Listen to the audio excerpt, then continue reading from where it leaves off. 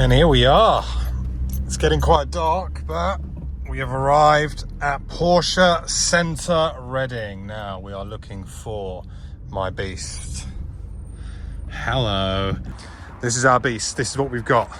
It's getting quite dark out here, but this is the 4S E Hybrid. So then, it's a slight change. It is the next day, and the reason it's the next day is because when I picked up the Porsche from Reading GB yesterday, it got really dark really quickly, and well, let's face it, I'd rather show you this car in the light and actually in a pretty nice setting, because of course I'm here at Cafe in the Machine for my monthly Roadster at meet. So we've got the Panamera 4S here, but what I want to talk to you a bit more about is this car specifically, because it is a very much all-in-one brilliant thing. So first of all, let's touch on what is running this car from a power perspective. We get a 2.9 litre V6 turbocharged engine, which produces 440 brake horsepower. Now, that's not it. As you can see here on the side, we've got the lovely E Hybrid logo, and that means that we get an electric engine as well. Now, that electric motor provides 136 brake horsepower on this thing, and that combined, when it's running at full chat in Sport Plus mode, will deliver 560 brake horsepower and 700 Newton meters of torque. That is pretty incredible when you think about, well, the size of the car, because this is no small thing. It's massive. It's very long. It almost feels like I'm driving a London bus. And also, the thing to note is that this weighs 2,200 kgs. So it's definitely not light. So you'd think 2,200 kgs, what does that then mean in terms of its performance? Well, this thing will deliver 0 to 62 miles per hour, wait for it, in 3.7 seconds. That is incredible. Now, in terms of the styling, we get this car in beautiful papaya orange. I really like it, and actually I think this looks incredible. And if you look at it from this rear quarter angle, this for me is where this car just sings beauty. I think this looks incredible. It's got such good road presence on it. And when you start to come and look at the kind of little details, such as the kind of fluorescent yellow writing, it just looks great. I really like the car. We'll get 4 exhausts on the back as well. Let's talk about boot space quickly before we go into the interior, because it is a massive boot, and you can see here, it's actually pretty vast. You can put an awful lot of stuff in this boot, and actually the other thing is we can fold the rear seats down, so when we get to a part later on in the video where I'm going to be going to IKEA with this because I need to buy a whole lot of stuff for the home office. If you're not subscribed, I'm building a home office YouTube studio at home. Of course, it's a home office. But I'm going to need somewhere to lug stuff around. And the Mini R53 is just going to be too small. But the Panamera 4S E Hybrid is not. So then, in terms of the interior, what do we get? Because this is an incredibly beautiful interior. And actually, in terms of Porsche interior, I think this is probably one of my favorites. We get this huge kind of widescreen display, and the sat-nav looks extremely cool, and I'll touch more on that in a moment. This kind of very nice kind of panel, it's quite tactile as well, so when you push the buttons in, it has a nice click to them as well. I think overall this is just a really nice kind of place to be. You get nice storage in here, you get your cup holders. Space in the rear as well is pretty vast, and actually the cool thing is those rear seats, they're almost like individual buckets. But in terms of other stuff that we get, if I go to the car setup here, let's talk about the power modes, because this is something that is quite customizable, and this is where the versatility of the Panamera 4S E Hybrid comes in. We can raise the chassis height, so we can lift it normal and low depending on what mode you're in, which is actually pretty cool. We've got the PASM suspension. We can go normal, sport plus. Again, many options here. Now, this is where it gets interesting. You've got the kind of driving mode. In e-Power, it will run only in electric mode, which will give you on a full charge around about 30 miles, which is great. So if you're going like short journey back and forth to the shops, you can't go wrong with eDrive. In hybrid mode, it will do the best to kind of identify what mode you're in, what the roads are like, and to give you the most MPG. And interestingly, if you were to use the sat-nav and you were to actually plug it in and put your destination, the car's smart enough to realize that actually if I'm on a motorway, it's best to use the combustion engine because there are shorter parts of the journey which is more beneficial to use E-mode. So very good. Get back into the car setup here, and then we've got the Sport and Sport Plus model, which again, it kind of plays around with the chassis mode, so you can kind of make it more firm, but also it gives you the most power because it uses both the combustion engine and of course the electric power. And you can see here as well, what kind of dash we get. Very nice 5-center dash with the rev counter in the middle. If I kind of show you on the right, we get some very cool ability to modify, so we can see tire pressures, all-wheel drive mode, the flow of the energy. One of the cool ones though is the massive screen for the nav, such as this. It gives you a nice bird's eye view of the nav, which is actually really nice, especially when you're kind of driving along. Down here we do get a sports response button, which is pretty incredible. You press that once and you get 20 seconds of 1000% power. Like, all the power is linked into that. And it is a kind of nice twisty mode here where you can kind of flick between the modes that you're in. All in all, interior wise, this is a very, very nice looking car. Wow. Oh my God, I was not expecting that. Whoa, that's quick. I mean, Brad's holding the camera and even he right. Hey there.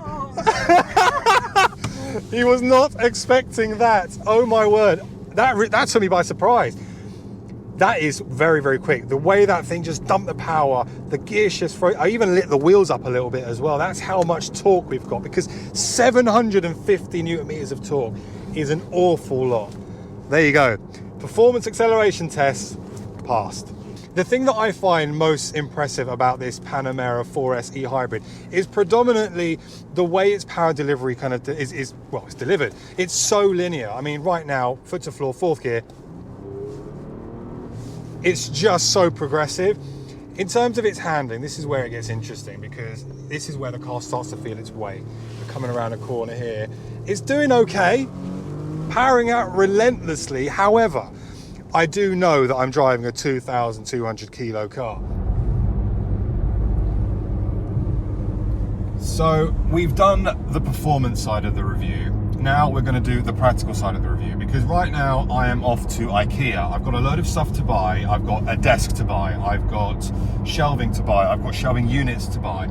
Now this will be a really good test to see just how much stuff we can put in the Panamera 4S E Hybrid. Now, performance aside, this car for me is definitely up there with one of the best all-round utility vehicles. You get huge luxury in this car. As you can see, the sat nav, incredible. Everything is just stunning in here. The technology is unbelievable. But the real test right now is actually how much can we get in the boot? And I'm really hoping we can fit everything in, because I'm not planning on doing more than one journey to IKEA. So that's where we're going. We'll see how we get on, and I'll catch up with you in a second. All right, so apologies for the lighting, it's not great. I think I've been a little bit ambitious here, guys. I'm not sure this is all gonna fit. I've got an awful lot of stuff to fit in the boot of this Panamera, but I'm gonna give it a go. It's a massive car, so in theory, it should fit. I'm just worried about this. All right, let's try. So we're winning so far. Flipping out the amount of space in this Panamera Sport Turismo E Hybrid. It's mental. I've got most of the big items in here already. The last thing that needs to go in is this.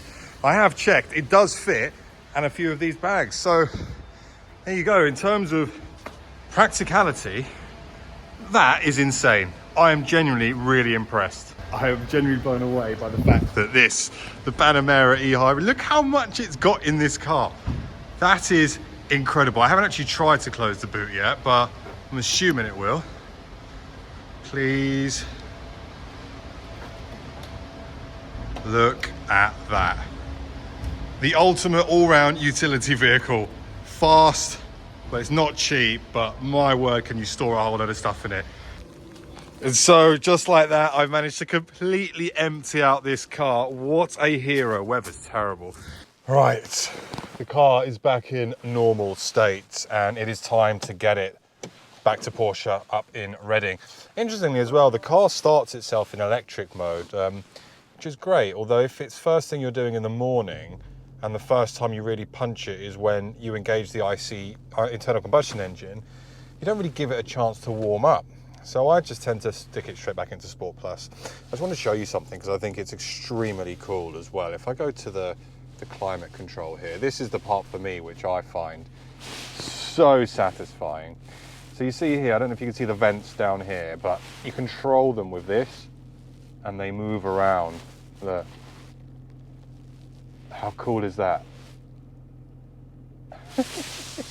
Right, off we go. Let's get back to Porsche.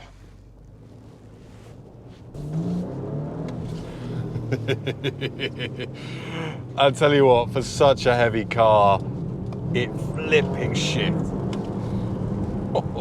And the brakes are good too. It has got 6-pot calipers on it. It needs it for the kind of weight you're lugging around.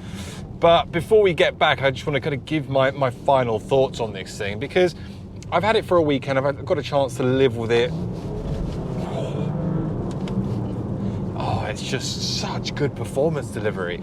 I've had it for the weekend. I've had a chance to live with it. I've done lots of things with it, which I'm quite impressed with in terms of the versatility of the car. As I mentioned earlier on, I picked it up on Friday. I took it to Cafe in the Machine. I've driven it to IKEA. I've loaded the car with IKEA. I've driven it comfortably. I've driven it in sport mode. I've used all the adaptive suspension settings. I can confirm it is light and day between the Sports Plus setting and the Comfort setting. I very much enjoyed the hybrid part. I think one of the bits that surprised me more than anything is, I mean, fuel efficiency. It's not been great, let's be honest. But normally when I get a press car for the weekend, I've at least got to fill it up once. This one, I've still got half a tank of fuel left. Now I know it's a relatively big tank, but when you're kind of doing docile driving, the hybrid system definitely does help in squeezing those extra MPGs out of there. Does it get anything near what Porsche claim? Look, my average MPG, I'll tell you now, has been 27 miles to the gallon, which again isn't phenomenal, but for the performance that this car gives you, I think it's relatively good. And just like that, we are back here at Porsche Reading. Now I've parked the Panamera next to the Mini just for a size comparison, because the Mini is tiny in comparison to the Panamera. This thing is massive. However, I have to say, I have absolutely loved my time with the Panamera 4S E Hybrid, and yeah, it's safe to say that it's definitely an all-round great car.